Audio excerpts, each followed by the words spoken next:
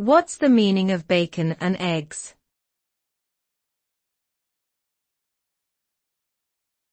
Bacon and eggs.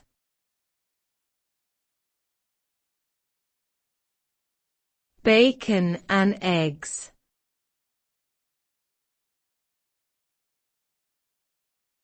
Bacon and eggs.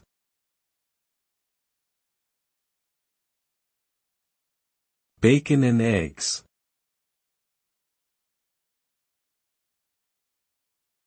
Bacon and eggs is a popular breakfast dish consisting of strips of bacon and fried eggs.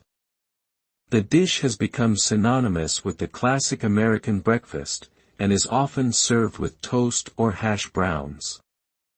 The origins of the dish can be traced back to the mid-19th century, when bacon became more widely available and affordable.